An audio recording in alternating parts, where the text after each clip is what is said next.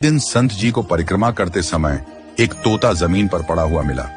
संत ने पहले तो थोड़ी देर इधर उधर देखा कि कोई तोते का मालिक तो नहीं है, और फिर संत उस तोते के पास गए तो देखा कि तोते की हालत बहुत खराब थी। वह जल्दी जल्दी सांसें ले रहा था। संत जी ने जल्दी से तोते को पानी पिलाया और उस तोते को अपने आश्रम पर ले आए। तोते को थोड़ा खाने को दिया और आराम करने के लिए अंदर कुटिया में सुला दिया। संत जी ने उस तोते की बहुत देखभाल की और 2 दिन बाद तोता एकदम सही हो गया। संत जी ने उस तोते का नाम मिट्ठू रखा। तोता बहुत हरा भरा, चंचल और बुद्धिमान था। संत ने उस तोते को बच्चों की तरह पाला और उसे अपने साथ भक्ति में लगा लिया। संत जी ने उसे गीता के श्लोक भी सिखाए थे। प्रतिदिन तोता प्रातःकाल उठकर मधुर स्वर में भगवत गीता के श्लोक गाता, कर्मण्येवाधिकारस्ते मां फलेषु कदाचन।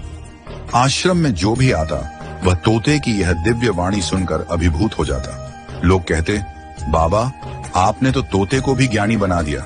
संत मुस्कुराते और कहते, भक्ति किसी भी रूप में आ सकती है।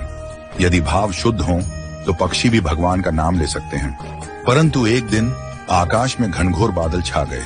वातावरण में अजीब बेचैनी थी। उसी दिन एक बिल्ली दबे पांव आई और अचानक तोते पर झपट पड़ी।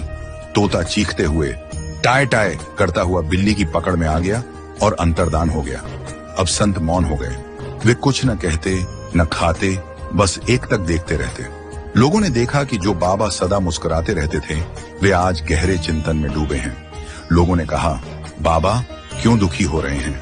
हम दूसरा तोता ला देंगे और उससे भी गीता के श्लोक रटवा देंगे। संत ने शांत स्वर में उत्तर दिया, मैं तोते के चले जाने से दुखी नहीं हूं, बल्कि उस क्षण से दुखी हूं जब बिल्ली ने उस पर झपटा मारा। उसने कोई श्लोक नहीं कहा, केवल टाय टाय किया। मैं सोच में हूं, मैंने भी जीवन भर भगवत गीता पढ़ी है, पर जिस क्षण यमराज मुझ पर झपटेंगे, क्या मेरे मुख से भी कर्मण्येवाधिकारस्ते निकलेगा या केवल डर और भ्रम से टाय टाय ही निकलेगा? इसलिए ही तो महापुरुष कहते हैं, ज्ञान और भक्ति को इतना भीतर तक उतारो कि वह केवल जुबान की नहीं बल्कि आत्मा की गूंज बन जाए, ताकि संकट के समय भी वही मुख से निकले जो ईश्वर की ओर ले जाए, ना कि भय की ओर। सच्चा ज्ञान वही है जो कठिन समय में भी तुम्हारा साथ न छोड़े, और सच्ची भक्ति वही है जो मृत्यु के क्षण में भी तुम्हें ईश्वर